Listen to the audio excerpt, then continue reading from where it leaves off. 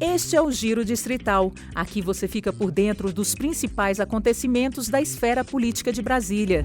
Nesta edição, diálogo, visita de povos indígenas à CLDF reforça a importância da relação entre o poder público e os povos originários. Compra do Banco Master. Presidente do BRB presta esclarecimentos na CLDF sobre operação polêmica. CPI do Rio Melchior. Segunda reunião do colegiado não alcança quórum e deputados pedem reforço. Contraponto. Proposta de anistia dos envolvidos nos atos de 8 de janeiro zera debate no plenário. Tecnologia a serviço da inclusão. Câmara Legislativa cedia o 3º Seminário de Educação Inclusiva do DF. Luto gestacional. Projeto de lei quer garantir acolhimento para mulheres que vivem essa condição. E, claro, também vamos destacar o que foi notícia na Câmara Legislativa durante a primeira semana de abril.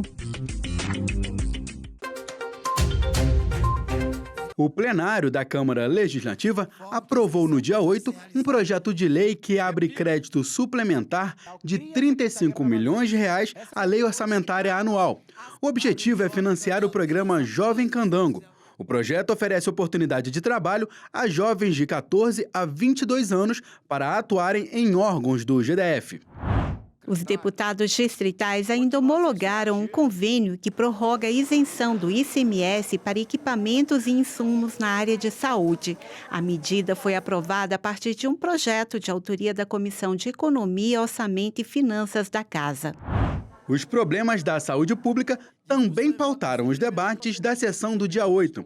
No mesmo dia, a deputada Deise Amarilho visitou o Hospital Materno-Infantil, o HMIB, na Asa Sul. E depois ela foi à tribuna relatar o que ela observou. Eu estive no HMIB, fui chamada lá correndo. Ao chegar lá no hospital, já tinham conseguido girar alguns leitos lá. Mas eu fico muito assustada, porque parece que todo ano a gente fala das mesmas coisas. E crianças internadas dentro de salas de consultório, fora dentro dos boxes, lotado. Nós tínhamos ontem 13 crianças entubadas no HMIB, 21 na fila de regulação, só entubadas prioridade 1. Os deputados também usaram a tribuna para tratar de assuntos relacionados à infraestrutura, enquanto o deputado Ricardo Vale pediu reparos em algumas ruas do setor habitacional Nova Colina, que fica entre Sobradinho e Planaltina. O deputado Rogério Morro da Cruz comemorou melhorias na região de São Sebastião. A situação lá está muito precária, principalmente o asfalto.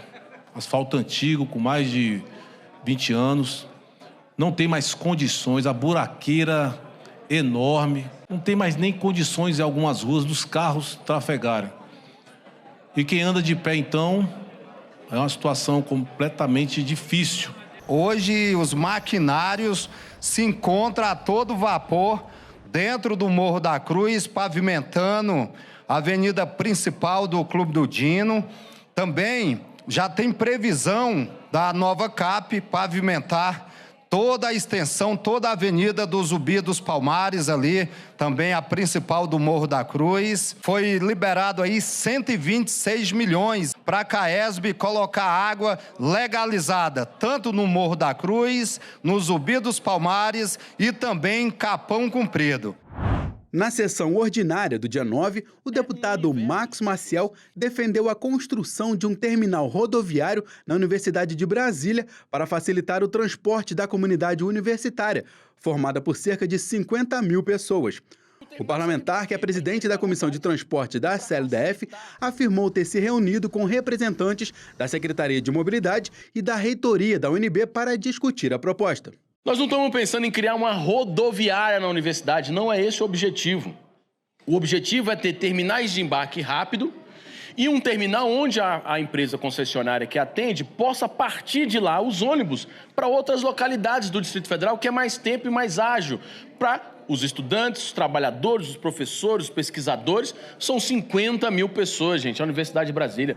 Ainda na sessão do dia 9, o deputado Thiago Manzoni usou a tribuna para cobrar da Universidade de Brasília o agendamento de uma reunião para tratar do ato de estudantes de direita no campus universitário. Estou esperando até hoje a UNB se dignar a marcar a reunião sobre o ato dos estudantes de direita no campus universitário da UNB. Mas se a UNB de todo não quiser marcar, o ato vai acontecer. A sessão do dia 10 foi transformada em comissão geral para debater o PDOT, o Plano Diretor de Ordenamento Territorial. Proposta pelo deputado Gabriel Magno, a audiência contou com a participação de parlamentares, representantes do GDF e movimentos sociais. O encontro serviu para ampliar a participação popular, além de dar início aos debates do PDOT, que deve chegar esse ano na Câmara Legislativa.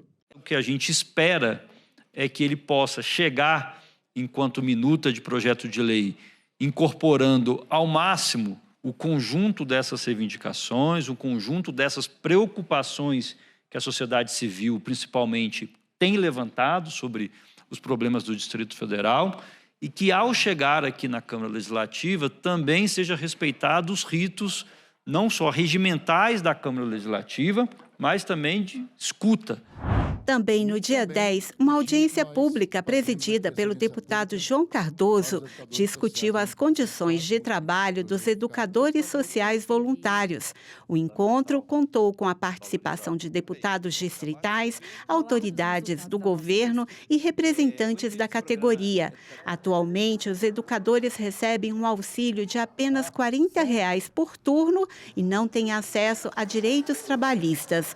O deputado João Cardoso é autor de uma indicação ao GDF para a criação do cargo de monitor escolar temporário em substituição ao atual modelo de trabalho voluntário. Nós estamos trabalhando, tentando ver a forma melhor de fazer com que o governo do Distrito Federal possa valorizar a vida e o trabalho que vocês fazem pelas escolas. Porque eu costumo dizer, e já falei isso, é muito forte falar isso, mas eu falo, que é análogo à escravidão.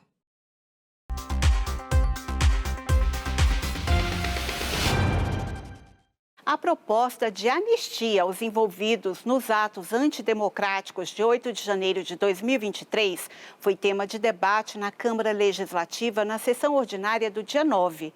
O deputado pastor Daniel de Castro usou a tribuna para elogiar as manifestações realizadas em São Paulo em apoio à anistia dos condenados.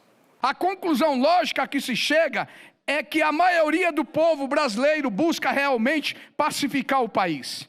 Mas esse processo somente terá início quando a anistia for devidamente aprovada. Eu tenho acompanhado diariamente a soltura de criminosos altamente perigosos, acompanhado a soltura de corruptos, de traficantes, de mensaleiros que têm orgulho do seu histórico e, ao mesmo tempo, somos impactados com condenações, com duras penas de pipoqueiro, vendedor de algodão doce, da mulher trabalhadora, cabeleireira, honesta, mãe de família, primária, que nunca pisou em uma delegacia, que nunca invadiu um prédio público. Nós vimos prisão, deputado Thiago Mano, de morador de rua. 14 anos de prisão para Débora, apenas por ter passado o batom em uma estátua. O deputado Gabriel Magno, por sua vez, se posicionou contra a proposta que está em tramitação na Câmara dos Deputados e que prevê a anistia ou perdão às pessoas envolvidas na invasão das sedes dos 3 poderes em Brasília no dia 8 de janeiro de 2023. Eu não sei qual é o critério que alguns parlamentares usam para dizer assim, o povo quer anistia. Bom, tem uma parte pequena da população brasileira. Tinha 40 mil na Paulista, tinha 18 mil lá em Copacabana, e as pesquisas, que de vez em quando convém, eles vêm aqui e falam que a pesquisa disso, não sei o que. Quando não convém, eles esquecem que existe pesquisa. Porque as pesquisas mostram que, inclusive, entre os eleitores do Bolsonaro, não tem maioria defendendo a anistia. Essa é a verdade. A anistia, a impunidade contra criminosos que atentaram contra a democracia brasileira, não é a pauta do povo brasileiro. A Câmara Legislativa do Distrito Federal recebeu uma visita especial. Representantes do povo Craô Canela, do Tocantins, estiveram no plenário e nas dependências da casa para compartilhar suas pautas, cultura e reafirmar a presença indígena nos espaços institucionais. O grupo está em Brasília participando do acampamento Terra Livre, que reúne milhares de indígenas de todo o país. A visita também é um gesto simbólico, o Estado ouvindo quem sempre teve muito a dizer, mas foi historicamente silenciado. Nós estamos aqui reivindicando, né? Debatendo sobre o clima, né? Também nós os indígenas, todos, tá mais de 300 etnias, né? Diferente, que fala língua diferente. Nós estamos falando para o mundo, né? Que nós precisamos do nosso território, as matas em pé. Nós pedimos que as autoridades que estejam nos ouvindo nós, povos indígenas, aqui do Brasil, respeite a democracia, os direitos, a lei da Constituição de 1988, que garante o direito de nós viver com segurança, com a lei que eu acho muito falha, a Constituição, para nós, povos indígenas. Tem que fazer valer a lei. No dia a dia a gente às vezes é muito criticado. Por quê? Porque somos índios, né? Somos indígenas. E a maioria das pessoas, elas não aceitam, né? Acha que índio é um bicho, é um ser diferente, né? Na verdade, a gente está vivendo só dentro da nossa história, né? A gente só quer sobreviver como qualquer outro ser humano. Mais do que um ato simbólico, a visita reforça a importância do diálogo entre os povos originários e o poder público. Escutarem aqui, acho que é importante, reforça essa luta, coloca também o Poder Legislativo nessa agenda, que é importante. O DF também tem, apesar das pessoas acharem que não, aqui tem território indígena, teve muita luta e resistência, inclusive. Os indígenas aqui são muito bem-vindos para a gente discutir isso. Desenvolvimento também é ancestralidade, desenvolvimento também é preservação, também é respeito à nossa cultura, à nossa tradição, quem nós somos, às nossas origens, e nada melhor do que os indígenas aqui hoje para poder também falar, marcar presença e a gente colocar na nossa pauta da Câmara Legislativa.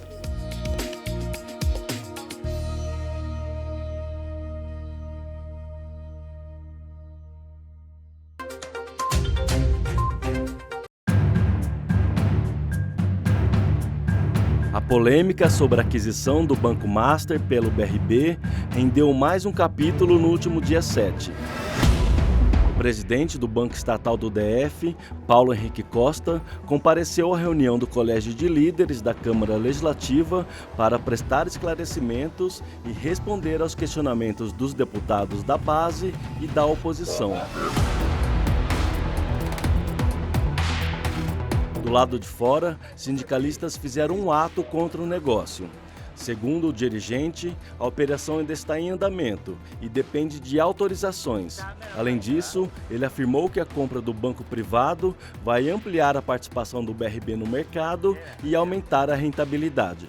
Nós mostramos aqui a lógica inteira da operação, falamos do impacto que essa operação vai trazer de resultado ao longo do tempo e passamos uma expectativa de dividendos para os principais acionistas. A gente está falando de um impacto de aproximadamente 2 bilhões em 5 anos. O anúncio da intenção de compra do Banco Master pelo Banco Distrital por 2 bilhões de reais foi feito no dia 28 de março. O BRB ficaria com 58% do capital total e 49% das ações ordinárias do Master. De acordo com Costa, os recursos para a compra não são públicos, mas privados. Quando a gente fala de um banco adquirindo outro, o que a gente está falando aqui, inclusive foi detalhado a forma de pagamento, que está em fato relevante, que a gente recomenda que todo mundo entenda, isso envolve uma movimentação de caixa, de pagamento. Né? E só para lembrar, isso não são recursos públicos. Para os deputados integrantes da base de apoio ao governo, a reunião serviu para esclarecer as dúvidas. Acho que nós tivemos a oportunidade de tirar as nossas dúvidas, foram respondidas tecnicamente, é óbvio, né, que ainda surgem novas dúvidas e o presidente se colocou à disposição, inclusive para enviar documentos para casa, para que a gente pudesse analisar isso melhor. Então, acho que a gente sai daqui, né, com uma situação quase que pacificada, volto a dizer, ainda tem dúvidas que precisam serem tiradas ao longo desse processo. O banco precisa expandir. Quem era o BRB antes? Em 2019, o BRB era um banco quebrado, um banco que só administrava a folha de pagamento, consignado, e hoje é um banco que incomoda a Faria Lima. O BRB é um banco hoje conhecido nacionalmente. Quem era o BRB? Acho que isso deve ser o grande incômodo hoje. Os deputados da oposição defendem que a operação de compra seja aprovada previamente pela CLDF. Eu não estou convencido das respostas que foram trazidas aqui hoje. Acho que foi uma primeira reunião. O presidente do BRB veio à Câmara Legislativa, mas ainda a portas fechadas, para falar sobre a compra. E é uma questão extremamente técnica, é uma questão difícil, inclusive, para que a população possa assimilar. Mas muitas perguntas, do meu ponto de vista, não foram respondidas ainda da forma adequada. Não está previsto no plano de negócios do BRB a compra do Banco Master. Se não estava previsto, do nosso ponto de vista, tem que ter uma lei específica que tem que tramitar na Câmara Legislativa do DF. Acho que está muito confusa a coisa ainda, não está totalmente esclarecido. Do meu ponto de vista, tem que passar pela Câmara Legislativa, e a gente tem documentos sustentando isso na Lei Orgânica e na Constituição, de que isso terá que vir aqui. Se tentarem enrolar dizendo que não vão trazer aqui para a Câmara Legislativa, nós vamos judicializar para que a Constituição e a lei orgânica seja cumprida.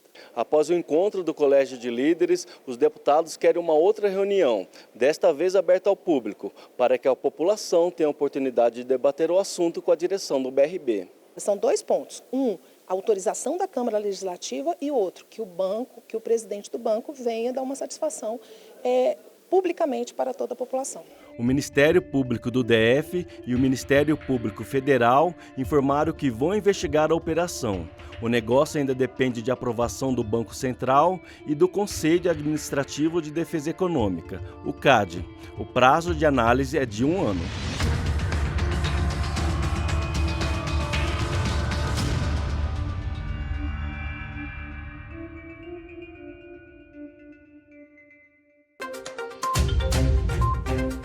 A segunda reunião da CPI do Rio Melchior aconteceu na manhã desta quinta-feira, 10 de abril.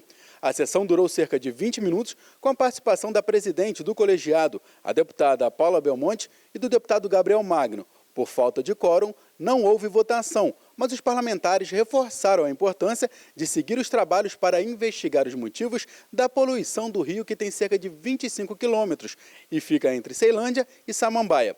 Uma das preocupações é a instalação de uma termoelétrica no rio. Nós estamos falando de seres humanos que estão sendo atingidos. Uma questão extremamente séria pela questão da contaminação do rio Melchior, mas tem uma outra situação que nos traz também a essa discussão aqui no rio Melchior.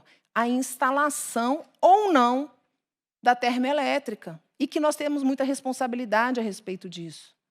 E que nós não temos a informação adequada. Porque o que nós precisamos aqui é de uma CPI propositiva, de uma CPI que traga soluções.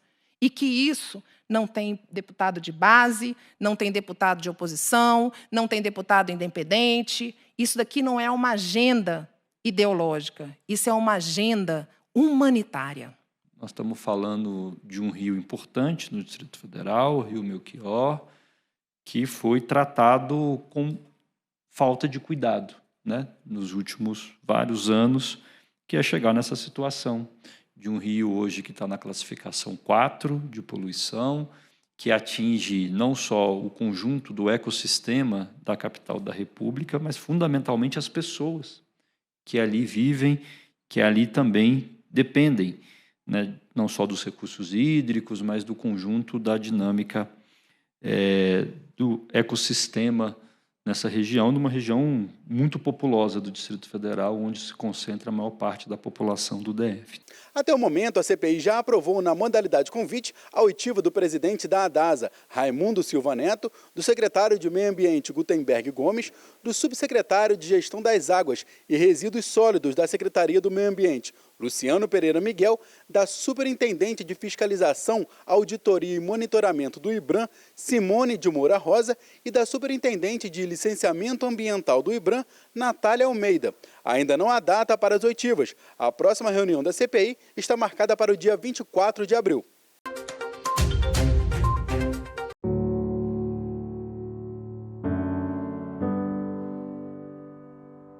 A perda gestacional é uma realidade mais comum do que muita gente imagina.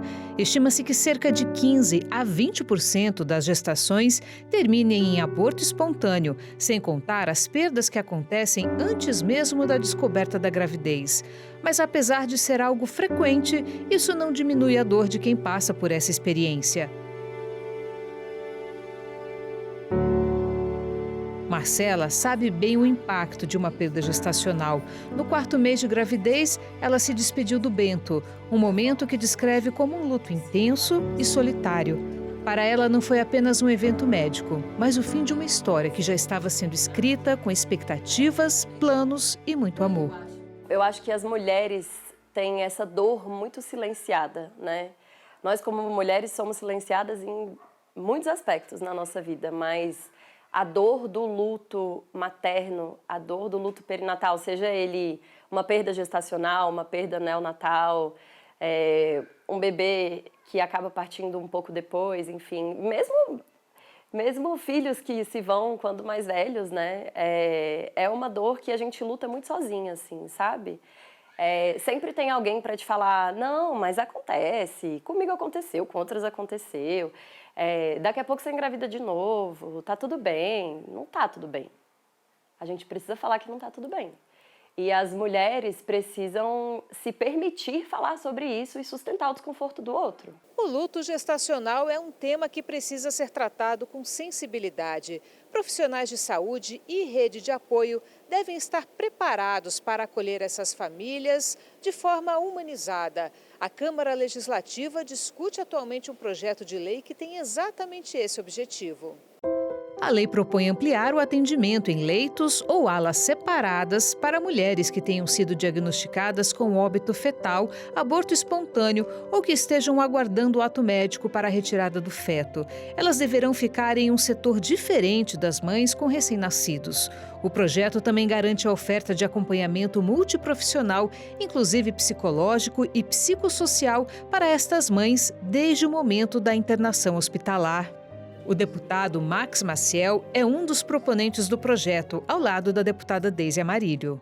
A ideia é que a gente pudesse ter um espaço reservado para essas mulheres que tiveram perda gestacional, porque ela acaba tendo um sofrimento dobrado, duplicado, né? A perca e depois aquela conviver com um ambiente onde outras mães estão lidando com seus filhos, amamentando, sentindo ali o cheiro, o choro, às vezes tem leite consigo e tem que ficar amamentando o outro. Isso gera uma dor muito grande para a mulher, então a gente pensou uma proposta que desse, primeiro, um lugar reservado para ela, garantir o seu luto, segundo, um apoio psicológico para que ela pudesse entender o que aconteceu, ter esse espaço também de saúde mental, para que elas também garantir ali um enterro simbólico, né, da sua criança, enfim, dar uma humanizada no tratamento das mulheres que tiveram perda gestacional, que hoje estão dentro do mesmo ambiente. Isso acaba trazendo uma série de outros transtornos, inclusive futuro. Então, o projeto visa essa discussão e visa esse olhar. Esta psicóloga especialista em atendimento a gestantes concorda com a importância do projeto, especialmente com o acolhimento em alas separadas. Acaba tendo uma mistura muito grande, né? Porque a tristeza pode afetar quem está vivendo um momento de alegria, e a alegria pode afetar e muito quem está vivendo a tristeza profunda, né? Então, quando a gente fala em luto, o ideal é realmente ter cada um no seu cantinho, né? Para ela poder, no momento de introspecção, de perguntas, de questionamento, de muito choro, de muita tristeza, ela tenha aquele espaço dela respeitado. Para muitas mulheres que passam por uma perda gestacional, encontrar formas de ressignificar essa experiência pode ser fundamental no processo de luto. Em vez de esquecer ou seguir em frente como se nada tivesse acontecido, algumas mães escolhem manter viva a memória do filho perdido, incluindo-o de alguma forma na história da família. Para Marcela, essa foi a maneira que encontrou de lidar com a dor da partida de Bento. Ao reconhecer a existência dele, falar sobre o que viveu e permitir-se lembrar com carinho, ela transformou o sofrimento em uma conexão que continua, mesmo na ausência. Eu acho que é fundamental a gente honrar a memória desses filhos breves, né? Porque eles fazem parte e a gente precisa falar sobre eles na nossa família. A gente precisa colocar essa nossa cicatriz, assim, sabe? Porque depois que uma mãe perde um filho, ela nunca mais é a mesma mulher. E a sociedade espera que a gente seja. Eu acho que, na verdade, depois de ter ressignificado muito essa história, depois de trabalhar com mulheres hoje também e de entender que a dor é uma ferramenta de cura, né? De transformar realmente a dor em cura, eu acredito que passar por isso de forma consciente é, na verdade, uma forma da gente se transformar completamente. No bom sentido, sabe? Então, a gente tem essa cicatriz, a gente sempre vai ter essa cicatriz, mas se a gente olhar para essa história, honrar essa história e se permitir sentir o que vem nesse luto, a gente nunca mais é a mesma, e isso é maravilhoso e muito potente. Tecnologia a serviço da inclusão. Esse foi o ponto de partida para mais um debate essencial sobre os caminhos da educação no Distrito Federal. O terceiro seminário de educação inclusiva, realizado pela Câmara Legislativa, contou com a presença de familiares, ativistas, profissionais da educação e parlamentares, e mostrou que a inclusão é uma construção coletiva. A iniciativa do encontro é do deputado Fábio Félix, que preside a Frente Parlamentar em defesa da educação inclusiva. O seminário de educação inclusiva, ele vem justamente da necessidade da gente monitorar a política pública de educação no DF em relação à questão da inclusão das pessoas com deficiência de forma geral. Então, discutir quais são os servidores que são necessários para atuarem na educação inclusiva, discutir quais são as questões importantes de inclusão pedagógica dentro da educação, trazendo educadores, educadoras, e, nesse caso hoje, o enfoque tem sido também ouvir as mães e familiares de pessoas com deficiência e quais são as demandas que eles apresentam para a educação. O tema desse ano é tecnologia e inovação. A gente sabe que tem muitos instrumentos hoje, um repertório enorme de instrumentos disponíveis na política pública, na sociedade, mas muitos deles não chegaram na nossa educação pública ainda por falta de investimento. Então, o seminário também é um espaço para organizar essas demandas. Na primeira mesa de debates, especialistas mostraram como as tecnologias assistivas e metodologias ativas podem transformar o dia a dia de crianças e adolescentes com deficiência. Esta professora da UNB apresentou o projeto Hércules e Giló, um software educativo desenvolvido no âmbito da Universidade de Brasília, que procura facilitar o aprendizado da matemática. A intenção foi objetiva, criar jogos, criar estratégias usando as tecnologias que criassem espaços e possibilidades de compreensão, de criar um raciocínio lógico, de criar caminhos para que a criança construísse o seu conhecimento matemático. Então a ideia realmente foi intencionada, de fazer jogos pensados para construir algumas aprendizagens e conhecimentos. Tanto que nos jogos a gente criou uma interface para o professor. Dizer, olha, esse jogo, ele potencializa, ele tem uma estrutura que te ajuda a mediar um processo de aprendizagem com o seu aluno de determinadas formas. Então você faz um planejamento e você utiliza o jogo. Primeiro a criança aprende brincando, e realiza uma aprendizagem efetivamente que nós acreditamos de grande valor. Para muitas famílias, a inclusão ainda é um desafio diário, marcado não só pela falta de estrutura, mas principalmente pelo preconceito. André é mãe de uma menina de 8 anos e conta que o maior obstáculo não está na deficiência, e sim no olhar dos outros. Essa barreira, ela acaba interferindo em todas as outras áreas, né? Então, ela sofre preconceito todos os dias.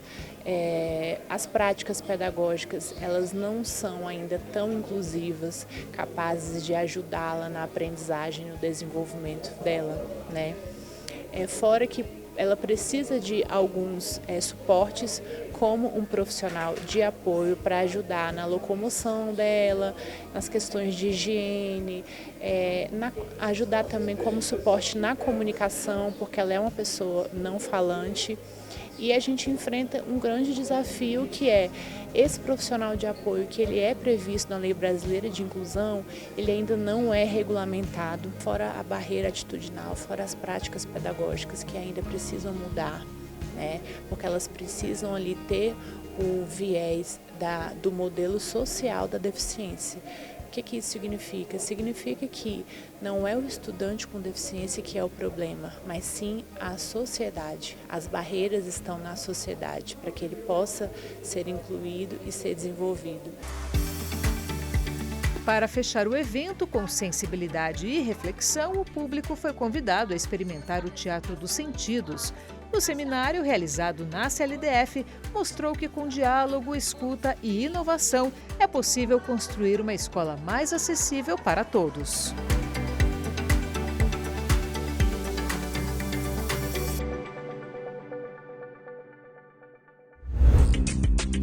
E não se esqueça, para outras informações sobre os trabalhos da Câmara Legislativa, acesse o portal de notícias da Casa.